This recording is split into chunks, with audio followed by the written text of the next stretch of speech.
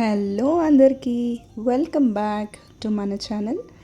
ఇంతకీ విషయం ఏంటంటే చెప్తానండి. విషయం ఏంటంటే ఈరోజు మనం డే 2 ట్రిప్ గురించి తెలుసుకుందాం. ఈ మేఘాలయ సిరీస్లో డే 2 ఎక్కడికి వెళ్ళామంటే కాజీరంగా నేషనల్ పార్క్ వెళ్ళాం. ఇది కూడా అస్సాంలోనే ఉంది.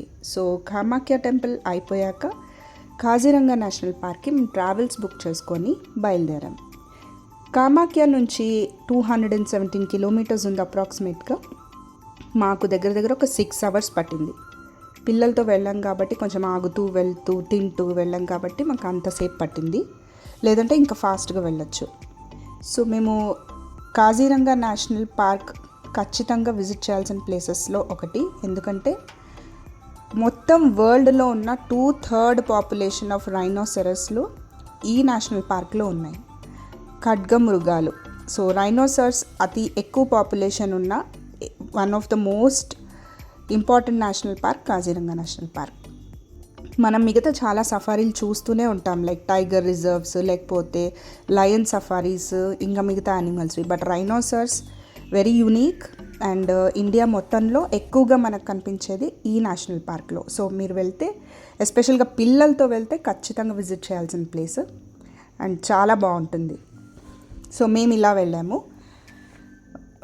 వే అంతా ఇలా ఉంది, మీరు వీడియోలో చూస్తున్నట్టు వే మొత్తం ఇలా ఉంది. ఆ రోజు కూడా క్లైమేట్ చాలా బాగుంది, వర్షం పడుతూ ఉండింది. సో ఎర్లీ మార్నింగ్ మేము నైట్ రీచ్ అయిపోయి అక్కడ మేము ఒక హోమ్ స్టే లాంటి దాంట్లో ఉన్నాం. ఈ పిక్చర్లో చూస్తున్నట్టు ఇది స్నేహ లాడ్జ్ అండి. ట్రావెల్స్ అతనే మాకు చూపించాడు. సో మేము ఇక్కడ తీసుకున్నాము రూము. వెళ్ళి ఇంకా పడుకొని నెక్స్ట్ డే ఎర్లీ మార్నింగ్ బయలుదేరాము.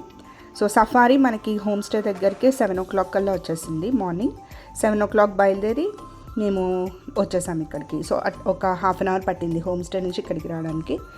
సో మేము వచ్చేసి వెస్ట్ జోన్ బాగోరి విలేజ్ దగ్గర సఫారీ స్టార్ట్ చేసాము. మనకి 4 zones ఉంటాయండి మొత్తం కాజీరంగా నేషనల్ పార్క్ విజిట్ చేయడానికి. ఎనీ జోన్, ఏదో ఒక జోన్ నుంచి మనం సఫారీ స్టార్ట్ చేయొచ్చు. ఆల్మోస్ట్ ఆల్ జోన్స్లో సేమ్ యానిమల్స్ అన్నీ కనిపిస్తాయి, దాంట్లో ఏం ప్రాబ్లం లేదు. మేము వెస్ట్ జోన్ తీసుకున్నాము. మేము జీప్ సఫారీ తీసుకున్నాం, ఎందుకంటే మేము వెళ్ళింది అక్టోబర్లో ఎలిఫెంట్ సఫారీ లేదు. మీరు కనుక ప్లాన్ చేస్తే నవంబర్ నుంచి ఎలిఫెంట్ సఫారీ స్టార్ట్ అవుతుంది. సో ఇంకా బాగుంటుంది. ఎలిఫెంట్ మీద ఎక్కి వెళ్తే నియర్ బై యానిమల్ వరకు వెళ్ళొచ్చు. ఇదంటే జీప్ ఓన్లీ రోడ్డు మీద వెళ్తుంది కదా, కానీ యానిమల్స్ అయితే మన ఎలిఫెంట్ సఫారీ మీద వెళ్తే డైరెక్ట్ రైనోసర్ని ఇంకా క్లోజ్గా చూడొచ్చు. సో మీరు ఈసారి ఎవరైనా ప్లాన్ చేసుకునేటట్టయితే నవంబర్లో ప్లాన్ చేసుకోండి, ఇంకా చాలా బాగుంటుంది. సో మేము ఇలా వెళ్తే ఇది యునెస్కో వరల్డ్ హెరిటేజ్ సైట్ కూడా. సో మీరు చూసారు కదా పిక్చర్స్లో ఎంత క్లోజ్గా కనిపించాయంటే, వర్షం పడుతున్నా సరే ఎంత క్లోజ్. బాగా ఎక్కువ పాపులేషన్ ఉన్నాయి కాబట్టి మాకు కనిపించాయి. మేము యాక్చువల్గా ఏం కనపడవేమో, ఇంత వర్షం పడుతుంది ఇంకా బయటకి ఏమొస్తాయని వెళ్ళాము. బట్ సర్ప్రైజింగ్లీ వెళ్ళిన వెంటనే కనిపించింది ఒకటి. సో అలా ఇంకా ముందుకు వెళ్ళే కొద్దీ చాలా కనిపించాయి. సో నో ప్రాబ్లం, వర్షంలో వెళ్తేనే ఇన్ని ఉన్నాయంటే ఇంకా మీరు మంచి సీజన్లో వెళ్తే బోల్డ్ అని కనిపిస్తాయి. So no worries. చూసారా ఇలా ఎంత గ్రాస్ ఉందో. ఇదంతా బాగా మాన్సూన్ ఎండింగ్ కాబట్టి చాలా పచ్చగా ఉంది ఇదంతా. సో మీరు సమ్మర్లో మెయిన్ బాగా టూరిస్టులు వచ్చే టైం వచ్చేసి ఫిబ్రవరి, మార్చ్ ఆ టైం అంట. ఎందుకంటే అప్పుడు ఈ గడ్డంతా ఎండిపోయి ఉంటుంది కాబట్టి ఆ ఫారెస్ట్ అఫీషియల్స్ ఆ గడ్డి అదంతా ఎండిపోయినవన్నిటిని బర్న్ చేసేస్తారు. సో యానిమల్స్ చాలా క్లియర్గా కనపడతాయి అన్నమాట. ఇంకా ప్రెజెంట్ అయితే ఇలా ఉన్నాయి. మేము వెళ్ళినప్పుడు అక్టోబర్లో. సో రైనోసెరస్తో పాటు మాకు ఎలిఫెంట్స్, వైల్డ్ బుల్స్, ఇంకా రకరకాల బర్డ్స్, ఇంకా పెద్ద ఫారెస్ట్ లిజార్డ్స్ ఇవన్నీ కనిపించాయి. ఇతను వచ్చేసి మా సఫారీ డ్రైవర్, చాలా బాగా చూపించాడు. ఇది వచ్చేసి ఒక పాండ్ లాగా ఉంది మధ్యలో, పెద్దది లేక్ లాగా. సో యానిమల్స్ అన్నీ అక్కడికి వచ్చి వాటర్ తాగడం అవన్నీ జరుగుతాయి. మాకు అన్ఫార్చునేట్లీ టైగర్ అయితే కనపడలేదు. ఒకే ఒక టైగర్ ఉందంట మొత్తం సఫారీ మొత్తం కాజీరంగా నేషనల్ పార్క్లో. అదైతే మాకు కనపడలేదు. ఆఫ్ కోర్స్ ఇంత వర్షంలో టైగర్ అయితే అలా తిరగదు కదా. రైనోసర్స్ అంటే వాటికి దున్నపోతు మీద వర్షం కురిసినట్టు వాటి మీద వర్షం కురిసినా పాపం అది చూసారా, అలాగా వర్షం పడినా సరే అసలు ఏం పట్టించుకోకుండా వాటి పని అవి చేసుకున్నాయి. సో మాకు బాగా కనపడ్డాయి అన్నమాట. అలా అవి గడ్డి తింటూ స్నానం చేస్తూ అలా కనిపించే బోల్డ్ వర్షంలో తడిచినా కానీ. సో చాలా బాగా ఎంజాయ్ చేసాం మేము. కాకపోతే మాకు లక్కీ ఏంటంటే అక్కడ ఉన్నంతసేపు వర్షం ఏం పడలేదు, కాసేపు పడింది, తర్వాత ఆగిపోయింది. ఇంకా ఆగిపోగానే మేము సఫారీ జీప్ రూఫ్ టాప్ అంతా తీసేసి బయటకు వచ్చి ఫుల్గా ఎంజాయ్ చేసాం. ఇంకా బాగా క్లోజ్గా కనపడ్డాయండి. పిల్లలు బాగా ఎంజాయ్ చేశారు. చూసుకోవచ్చు ఇక్కడ ఎంత క్లోజ్గా కనిపించాయో మాకు. వర్షం పడి బాగా షైన్ అవుతున్నాయి యానిమల్స్ కూడా. మీరు చూస్తే డైనోసార్స్ అన్నీ ఇలా ఒక జీప్ తర్వాత ఇంకొక జీప్ సఫారీ వస్తూనే ఉంటాయన్నమాట మన వెనకాల స్లోగా. చాలా దూరం తీసుకెళ్ళాను. ఆల్మోస్ట్ మాకు ఒక 1 అవర్ 1.5 అవర్ పైనే చూపించాడు. ఎందుకంటే ఎలాగో వర్షం పడుతుంది కాబట్టి అంత రష్ ఏం లేదు, స్లోగా చూపించాడు అన్నీ. అక్కడ ఒక వ్యూ పాయింట్ కూడా ఉంది, మనం పైకెక్కి వ్యూ చూడొచ్చు. వ్యూ పాయింట్ నుంచి చూస్తే ఇలా మనకి లేక్ ఇవన్నీ బాగా కనపడతాయి.